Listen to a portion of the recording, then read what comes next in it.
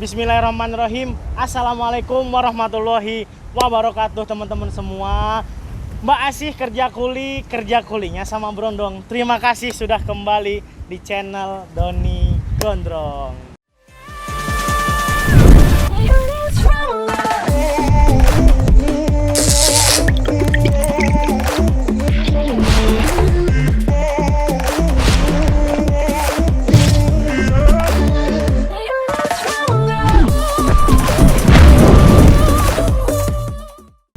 Terima kasih buat teman-teman semua yang sudah menyempatkan waktunya dan berkali-kali saya bilang terima kasih kepada teman-teman SMA, kepada teman-teman masyarakat umum di luar sana yang stay di channel Doni Gondrong.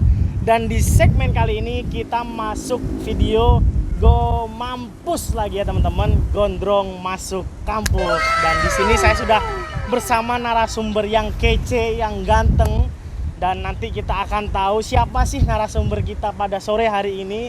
Dan kali ini saya berada di Pantai Banyu Ates ya, di Madura. Jadi teman-teman, masnya ini orang Madura. Dan nanti teman-teman bisa lebih kenal lagi dengan narasumber kita satu ini. Oke, langsung saja.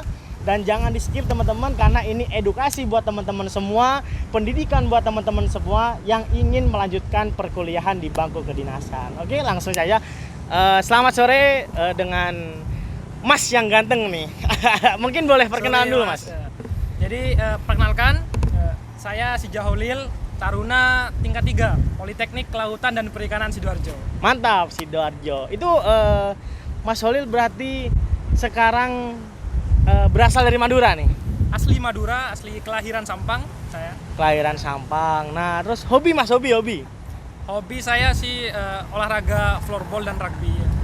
Hobi saya di keolahragaan dan kerohanian sih Mas. Kerohanian. Nah, berarti Mas Holil ini udah ganteng, olahraganya sudah maco lah, terus agamanya sangat Masya Allah. Jadi ukti-ukti ya, taruni-taruni yang sekarang sedang lihat dan cewek-cewek SMA yang sedang lihat bisa kepoin Mas Holil ya, Mas Jaholil, taruna dari Politeknik Kelautan Perikanan Sidoarjo. Nah, di sini langsung kita akan membahas nih Mas, cerita dulu.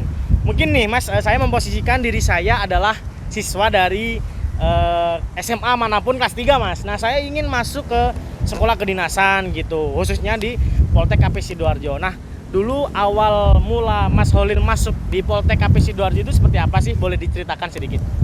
Untuk awal mula saya masuk di Poltek KP Sidoarjo itu sebetulnya sama ya dengan cerita rekan-rekan. Kalau dimasuk kedinasan itu nggak sekali dua kali langsung masuk, enggak. Tapi beberapa tes, beberapa kali mencoba, itu baru nanti ketemu hasilnya. Pada saat saya masuk di Poltek KP Sidoarjo itu awalnya ya ikut sama teman-teman SMA sekalian. SNMPTN, SBMPTN, lalu jalur-jalur pendaftaran yang lain, semua kampus saya jajal, semua kampus saya coba. Bahkan waktu itu saya juga sempat daftar di Politeknik Pariwisata Nusa Dua Bali. Lalu pernah juga tertarik dengan sekolah pilot AAA, jadi All Asia Aviation Academy. Itu sekolah pilot Jepang yang di Filipina. Sudah proses mendaftar.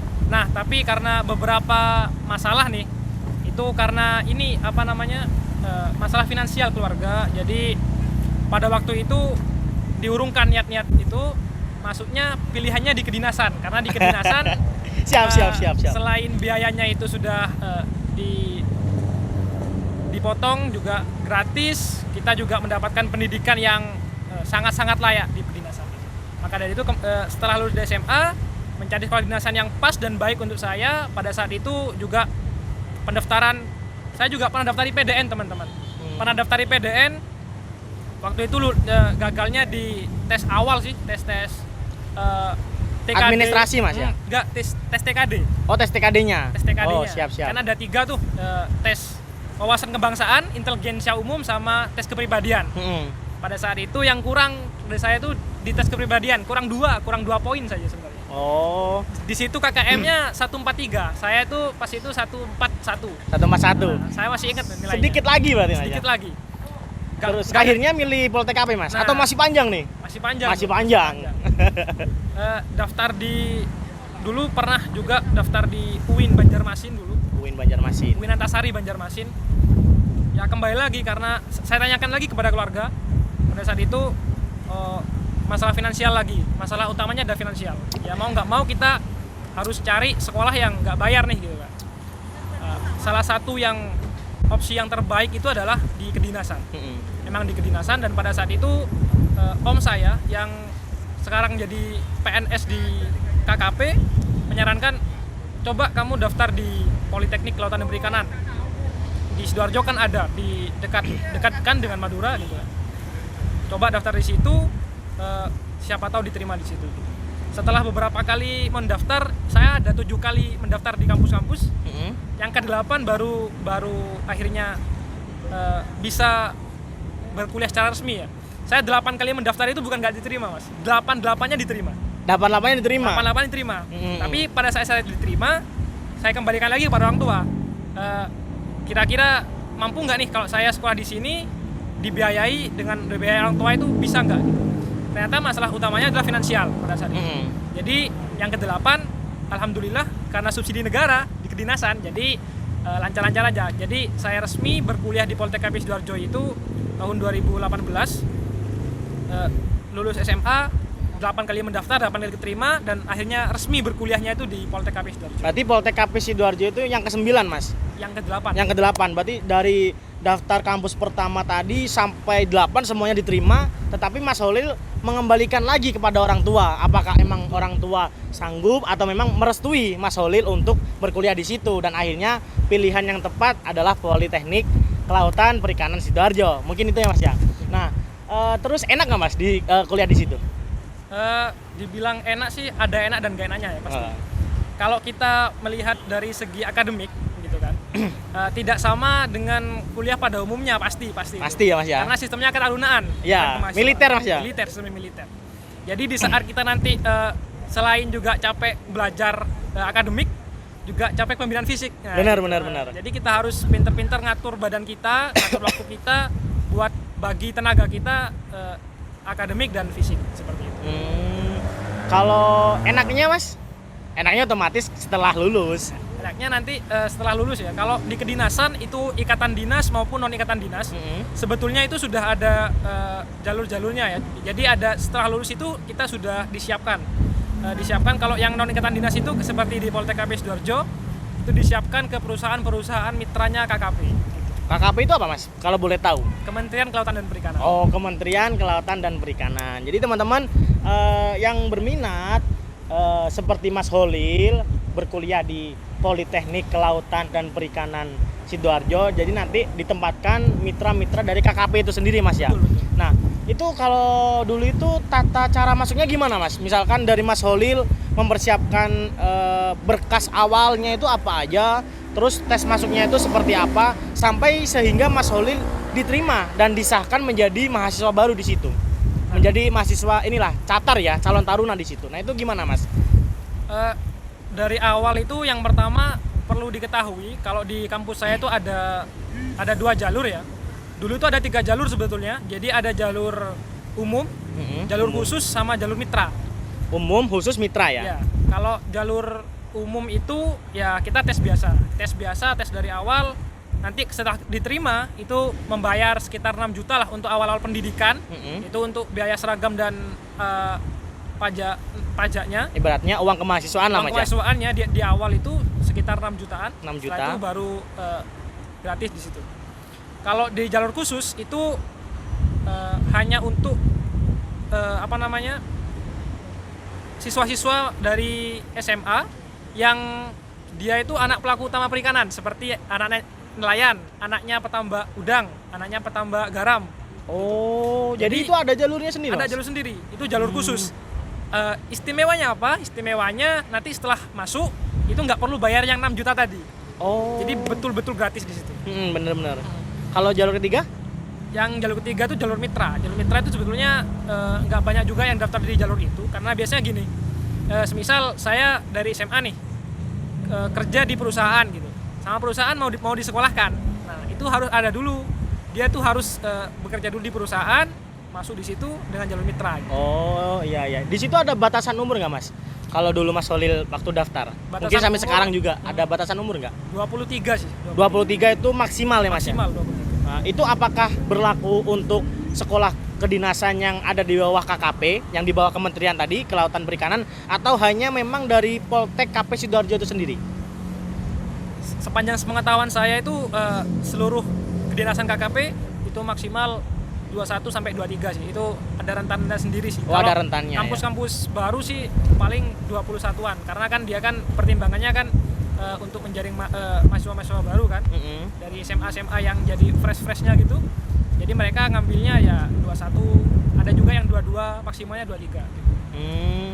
Siap-siap. Oh ya teman-teman, buat informasi saja, jadi Mas Sijal Holil ini adalah Ketua Umum DPP FMKI. Nah ya teman-teman, jadi apa sih FMKI itu? FMKI itu ibaratkan gampangnya ya teman-teman, wadah di situ adalah organisasi yang menghimpun semua sekolah kedinasan, mahasiswa kedinasan, praja, taruna, semuanya. Nah itu dihimpun jadi satu di FMKI ini. FMKI ini adalah Forum Mahasiswa Kedinasan Indonesia. Nah itu ketua umumnya nih sekarang di depan saya nih orangnya nih, yang pakai baju biru nih. Kalau saya biru juga tapi bukan ketua. Nah ini juga positif banget ya, karena Mas Holil ini bidangnya kelautan, kita syutingnya ini juga di pantai gitu ya. Jadi udah feel-nya dapet, dan semoga apa yang disampaikan Mas Holil ini ada manfaatnya nih buat teman-teman semua. Jadi jangan sampai terlewatkan informasi sedikit pun dari Mas Holil. Nah itu aja. Oke lanjut Mas. Nah kalau dari Mas Holil sendiri nih ada yang menanyakan, tadi itu Mas Holil berarti bukan ikatan dinas? Bukan ya. Nah itu bedanya apa sih Mas antara ikatan dinas dengan sekolah kedinasan?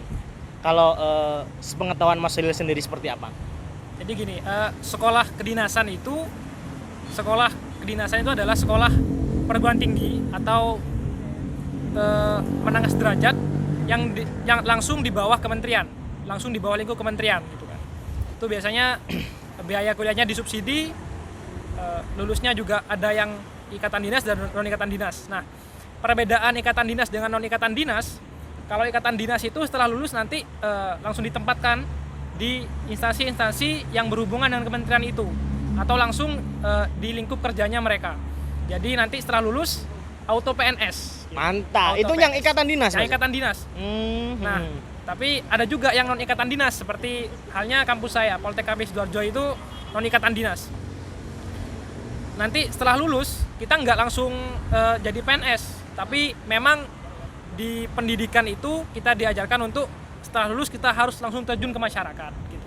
Jadi memang ada kebijakan menteri di kampus-kampus kedinasan itu, memang yang non ikatan dinas itu pertimbangannya memang ketika lulus nanti langsung mengabdi kepada masyarakat. Oke, siap. Nah, terus Mas, kalau misalkan nih saya adalah orang yang ingin masuk di kampus Mas, nah itu pengen tahu dong profil singkat dari Poltek KP Sidoarjo misalkan nih.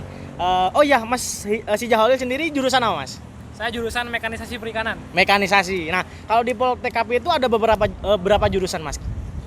Kalau di Poltek KP se-Indonesia tuh banyak ya. Ada beberapa jurusan yang di Poltek KP Sidoarjo sendiri itu ada 5 jurusan. 5 jurusan. Prodi. Yang pertama program studi teknik budaya perikanan. Teknik budaya perikanan. Yang pertama teknik budaya perikanan, lalu yang kedua teknik pengolahan produk perikanan. Teknik pengolahan produk perikanan Mas ya. Lalu yang ketiga itu ada agribisnis perikanan. Agribisnis perikanan. Bisnis. Yang keempat teknik penanganan patologi perikanan. Teknik platologi Mas. Penanganan patologi. Oh, penanganan platologi. Ya. Oh, yang kelima? Yang kelima yaitu jurusan saya, ya, mekanisasi perikanan. Mekanisasi. Oh iya Mas Holil, tadi ada 5 jurusan ya Mas ya. Ada teknik budidaya ikan, teknik pengolahan ikan, terus agrobisnis ikan, terus platologi ikan, sama mekanisasi ikan. Nah itu apa sih yang membedakan 5 jurusan ini Mas gitu? Yang dipelajari dari kelima jurusan ini, dan saya sekarang menempatkan posisi saya ini sebagai siswa SMA loh gitu. Ingin tahu nih apa aja yang dipelajari dari 5 jurusan ini tadi di Poltek KP Sidoarjo itu Mas. Jadi dari 5 jurusan itu yang pertama teknik budaya perikanan ya. Itu fokus belajarnya di situ adalah tentang budidaya ikan tentunya. Ada budidaya ikan laut, ada budidaya perikanan payau, ada budidaya perikanan air tawar. Jadi fokusnya memang belajar mengenai hal-hal yang berbau dari budidaya perikanan, dari dia pembenihan sampai dia pembesaran. Itu semuanya dipelajari di situ. Lalu yang kedua ada teknik pengolahan produk perikanan. Itu teknik pengolahan produk perikanan itu jadi setelah panen. Nah, setelah panen atau setelah hasil tangkapan laut ini. Nah, ini belajarnya di situ, di teknik pengolahan produk perikanan. Jadi ada pengolahan modern, kayak pengolahan modern tuh kayak filet ikan, lalu penyimpanan cold storage. Di situ ada pengolahan tradisional, pembuatan kerupuk, lalu ada pembuatan produk dari ikan itu tadi Mas ya. Gitu ya. Lalu ada VAP atau value added product. Pengolahan VAP itu kayak bakso ikan. Oh, bakso ikan. Ada 3 pengolahan. Kalau agribisnis perikanan, jurusan yang ketiga itu agribisnis perikanan, ya fokus belajarnya adalah agribisnis itu sendiri. Sama halnya dengan agribisnis yang lain, kayak agribisnis pertanian, agribisnis yang lain pokoknya. Sama halnya dengan agribisnis perikanan. Jadi memang fokusnya di situ adalah kewirausahaan, entrepreneurship untuk belajar tentang agribisnis. Lalu ada juga jurusan teknik penanganan patologi perikanan. Itu fokus belajarnya adalah mengenai penyakit-penyakit ikan, dokter ikan lah gitu. Virus dan bakteri ikan dan penanganannya seperti apa. Lalu yang kelima itu ada mekanisasi perikanan, itu prodi saya sendiri gitu kan. Mekanisasi perikanan ini belajar tentang mesin-mesin di dalam dunia perikanan. Kalau di kampus saya itu fokusnya itu ada di budidaya perikanan dan mesin pengolahan produk perikanan. Berarti jaring itu termasuk mesin dong Mas? Termasuk mesin dong. Karena apa definisi mesin Mas? Definisi mesin adalah segala suatu hal yang dapat membantu kinerja manusia. Berarti jaring termasuk mesin, pancing termasuk mesin. Nah, terus ini Mas, pertanyaan selanjutnya, apa sih yang nanti ketika saya masuk gitu, tes apa saja yang akan saya lewati dari benar-benar saya bukan apa-apa di siswa SMA gitu, ingin menjadi bagian dari kampus Poltek KP Sidoarjo. Nah, itu rentetan apa saja yang akan saya lewati, tes apa saja, apakah wawancara, fisik dan lain-lain, itu ada nggak di kampus Mas? Yang pertama pasti dulu tes berkas dulu ya, tes administrasi dulu yang pertama. Tes berkas itu nanti validasi berkas dulu, setelah itu nanti valid, baru nanti kita masuk ke tes akademik. Tes akademik ini hanya dikhususkan untuk pendaftaran jalur umum. Jalur umum ini ya pendaftaran jalur reguler dari SMA. Kalau jalur khusus nggak ada tes akademik karena mereka khusus sudah dianggap mampu dan paham mengenai dunia perikanan. Gitu. Ada tes akademik, tesnya itu ya berupa mata pelajaran UNAS, lalu ada diselipkan sedikit pertanyaan-pertanyaan tentang dunia perikanan yang dasar. Lalu setelah itu nanti ada tes fisik. Tes fisiknya meliputi tes lari 12 menit, tes pull up, tes sit up, tes push up, lalu tes shuttle run. Untuk tes fisik ini sama seperti halnya tes fisik yang lain. Jadi ada batas minimalnya. Ada nilainya Mas? Ada nilainya sendiri. Jadi setiap tes itu ada nilainya sendiri. Lalu setelah tes fisik kita masuknya ke tes kesehatan. Kalau tes kesehatan ini nanti pihak kampus itu akan mendatangkan tim penguji kesehatan dari dokter angkatan laut. Jadi memang nanti diuji di situ tes kesehatannya sama persis lah, sama mirip-mirip juga dengan tes kesehatan angkatan laut. Lalu nanti yang tes terakhir adalah tes wawancara. Tes wawancara ini mengenai potensi, bakat dan minat masuk di dunia perikanan nanti. Berarti sama aja tes tulis, tulis, fisik sama kesehatan, wawancara. Ada 4 ya Mas, 4 tahap ya di situ. Nah, jadi teman-teman semua yang ingin mendaftarkan dirinya ketika lulus nanti masuk di Poltek KP Sidoarjo, jadi persiapkan dari 4 tahap itu tadi ya guys ya. Tes tulis, pelajaran UNAS, terus tes fisik kalian harus dijaga, kesehatan berarti pola hidup sehat kalian harus ditingkatkan. Dan yang keempat tes wawancara, bagaimana kalian ngobrol sama orang, public speaking di depan orang. Nah, itu harus kalian siapkan supaya kalian bisa menjadi bagian calon taruna Poltek KP Sidoarjo. Nah, tapi ada bedanya nih Mas. Bedanya apa Mas? Kalau tes di kampus yang ikatan dinas itu tesnya itu kan satu persatu. Jadi tes akademik dulu pengumuman. Oh ya kan? ya benar. Tes fisik dulu pengumuman. Kalau lolos lanjut tes berikutnya. Heeh.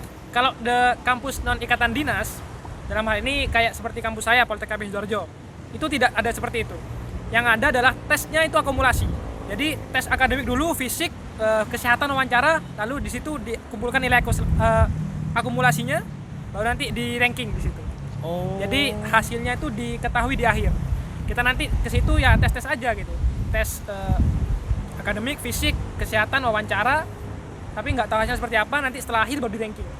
Seperti itu. Oh, jadi bener-bener ini Mas ya, rahasia ya. Rahasia. Dan itu memang bener-bener jantungnya itu, wah saya lulus nggak ya? Karena emang di akhir. Kalau di kedinasan lain mungkin beberapa ada yang kayak satu persatu langsung ada pengumuman. Contoh berkas pengumuman, terus tulis pengumuman. Nah tapi kalau di Poltek KB Sidoarjo langsung Mas ya? Langsung. Itu juga ada ini sih, ada kelebihannya juga. Jadi ketika teman-teman, memang kan ada beberapa teman-teman juga yang merasa dirinya kurang pantas untuk masuk ke kedinasan. Memang. Jadi kalau dilihat dari segi tesnya, kalau tes satu-satu itu tes secara bertahap-tahap itu memang kalau nggak lolos di fisik ya udah gitu.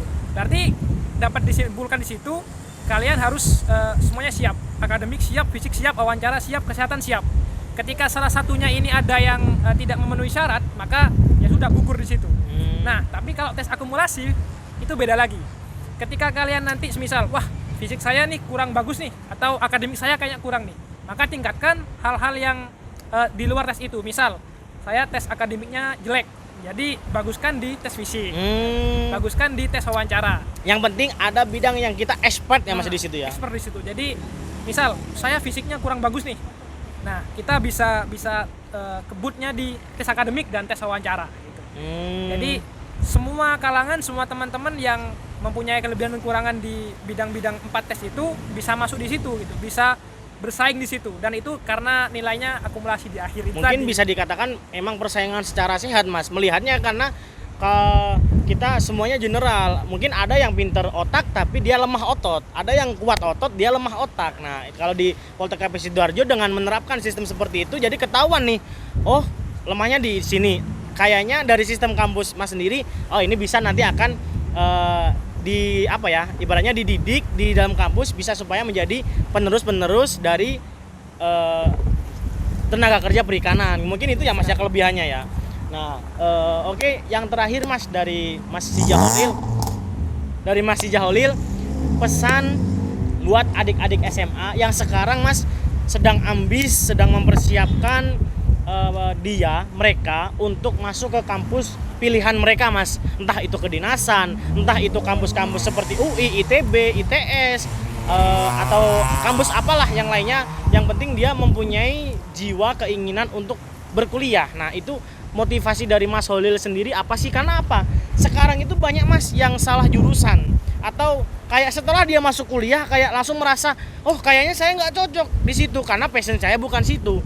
Nah siapa tahu nih ketika Mas Holil memberikan motivasi, teman-teman, rekan-rekan, adik-adik SMA di luar sana tidak salah paham, tidak salah jurusan, dan mereka memilih jurusan sesuai passion. Nah mungkin seperti apa Mas? Jadi yang perlu diperhatikan pertama adalah potensi diri kita sendiri. Jadi kita bakatnya di mana yang pertama, atau kemampuannya di mana. Setelah itu ketika sudah menemukan itu, kita cari kampus yang sejalur dengan itu. Yang pertama yang kedua yang perlu dilakukan adalah setelah mengenali potensi diri, mengenali kampusnya dulu. Jadi profil kampusnya seperti apa, sistem pendidikannya seperti apa, lulusannya seperti apa, lalu apa saja keperluan-keperluan yang dibutuhkan selama di kampus itu, misal biayanya seperti apa, lalu media penunjangnya seperti apa, itu juga perlu diketahui di situ. Jangan sampai ada kasus tadi salah jurusan, itu jangan sampai teman-teman. Karena eman-eman sekali, sangat sayang sekali ketika kalian masuk di kampus lalu nanti kalian merasa salah jurusan. Itu kan sudah di luar impian kita bersama. Iya, benar Mas. Nanti setelah yang dua itu, yang pertama mengenali potensi diri, yang kedua mengenali profil kampus, lalu yang ketiga manfaatkan waktu sebaik mungkin. Jadi nanti ketika teman-teman ini masih SMA kan, masih akhir-akhir mau masuk di PTK nih, mau masuk di perguruan tinggi, itu nanti maksimalkan waktu belajar kalian itu di SMA. Jadi selama kalian masuk di SMA sampai bel pulang di SMA, itu manfaatkan waktu kalian untuk belajar pelajaran SMA. Jadi seluruh pelajaran SMA kalian tuntaskan dan habiskan di situ, habiskan di SMA. Jangan sampai ada yang kalian bawa pulang ke rumah yang kalian nggak paham, atau yang kalian nanti setelah pulang SMA kalian perlu bimbel lagi, itu nggak perlu. Kalian cukup siapkan diri kalian, manfaatkan waktu sebaik mungkin untuk mempelajari pelajaran-pelajaran di SMA, di masa waktu sekolah SMA. Dan ketika pulang kita ada waktu tuh untuk menyiapkan tes kita untuk masuk di perguruan tinggi kedinasan impian kita. Kayak semisal kita mempelajari tentang tes TKD-nya, mempelajari tentang psikotesnya, melatih tubuh kita agar sesuai Melatih fisik Mas ya. Dengan keterampilan fisik yang diperlukan di PTK tersebut. Jadi di SMA kita udah belajar maksimal, pulangnya kita belajar maksimal untuk ke tahap berikutnya. Jadi ada 3 pesan teman-teman. Yang pertama, kenali diri kalian. Yang kedua, kenali kampus tujuan kalian. Yang ketiga, manfaatkan waktu sebaik-baiknya. Nah, mungkin itu aja. Terima kasih Mas Holil dan mohon maaf kalau mengganggu waktu sorenya. Terus kita ke pantai demi men-share informasi dari Mas Holil untuk teman-teman semua. Semoga video ini bermanfaat buat teman-teman semua, dan apa yang disampaikan Mas Holil teman-teman catat, teman-teman amalkan, dan teman-teman share kepada rekan-rekan, keluarga, kerabat, pacar, mama, papa yang insya Allah informasi ini aktual dan terpercaya langsung dari sumbernya Mas Holil sendiri. Mas Holil ini juga tadi udah saya bilang di awal adalah Ketua Umum DPP FMKI, yang dimana FMKI di sini adalah mewadahi seluruh mahasiswa kedinasan di Indonesia. Nah ini nih ketuanya di depan saya nih yang pakai baju biru nih. Nah itu aja. Mungkin kalau kalian suka dengan video ini, jangan lupa tinggalkan like, komen, dan subscribe. Dan kalau ada salah-salah kata, saya mohon maaf. Ambil positif dari sebuah video dan tinggalkan yang negatif. Itu aja dari saya. Saya Doni Gondrong. Saya Syahja Holil. Saya pamit undur diri. Wassalamualaikum warahmatullahi wabarakatuh. Bye.